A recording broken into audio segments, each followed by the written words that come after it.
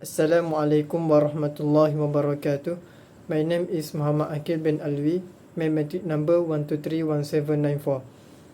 Okay, today I'm going to present about a chronological analysis of the Qur'an and the critique of divine revelation by Gustav Weil.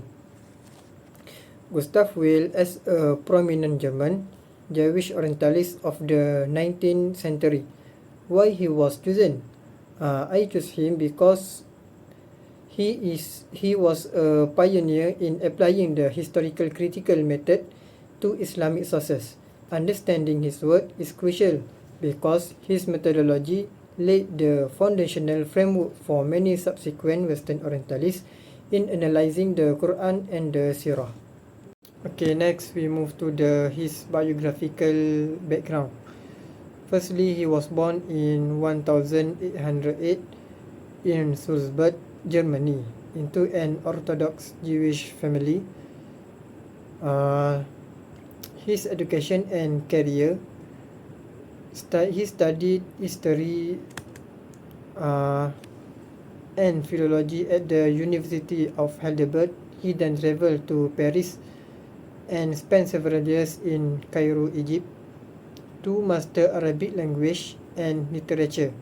He later returned to Germany and became a professor at Heidelberg University. About his life timeline, in 1830 until 1835, he lived and studied Arabic literature in the Middle East, Egypt, and in 1843 until 1844, he published his core monumental works on the Prophet Muhammad sallallahu alaihi wasallam and the Quran. And in 1889, he passed away in Freiburg, Germany. Okay, next we move to his major publication.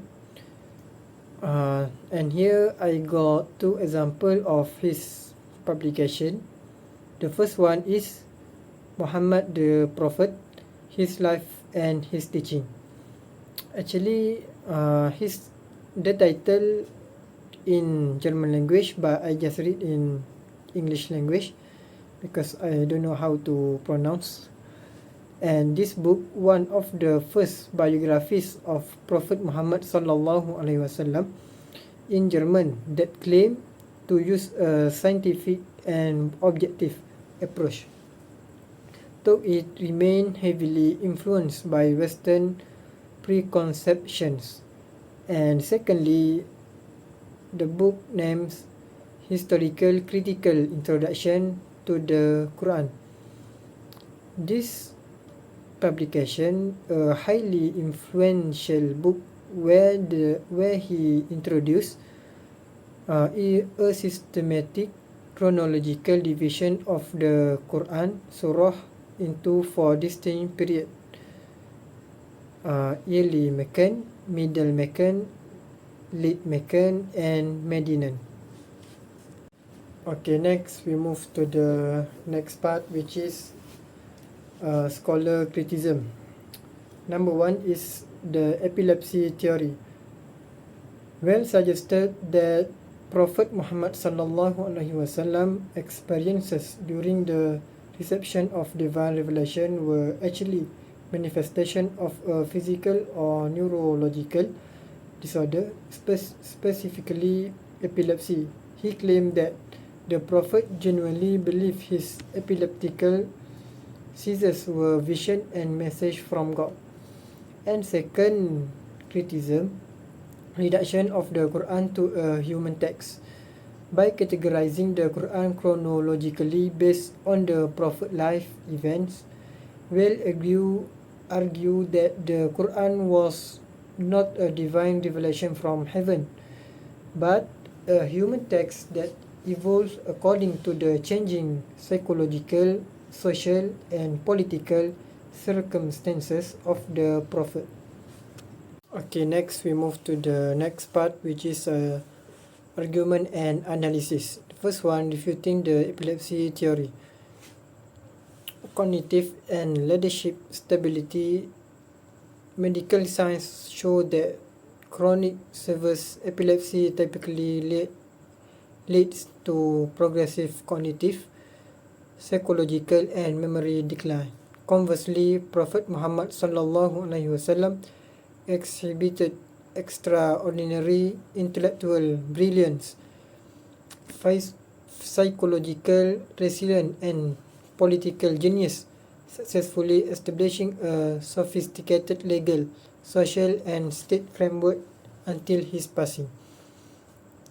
The nature of revelation. While the reception of revelation involves intense physical strain, such as heavy sweating, the Prophet was completely lucid and functional immediately after the experience ended, delivering verses of unparalleled linguistic excellence that no human could replicate. And secondly is refuting the arbitrary human evolution of the Qur'an. The arrangement of the Qur'an as we have it today is tawqifi, ordained by Allah through Jibril to the Prophet, rather than a random diary compiled out of human emotion. And I give Quranic verse from Surah Al-Baqarah. أعوذ بالله من الشيطان الرجيم ذلك الكتاب لا ريب فيه هدى للمتقين صدق الله العظيم. This is the book, in it is guidance sure without doubt to those who fear Allah. Its theological coherence, structural unity, and thematic consistency across different time period firmly prove its divine origin.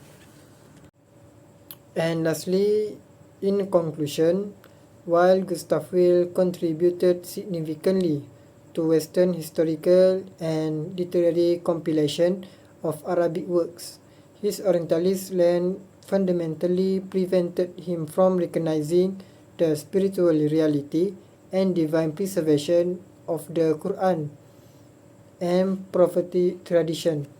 To counter this legacy, contemporary Muslim scholars and students must actively produce high-quality academic literature in European languages such as German, French, and English, which is vital to directly address, deconstruct, and correct the historical misconceptions that have been deeply rooted in Western academia since the 19th century. That's all from me. Thank you, and Assalamualaikum warahmatullahi wabarakatuh.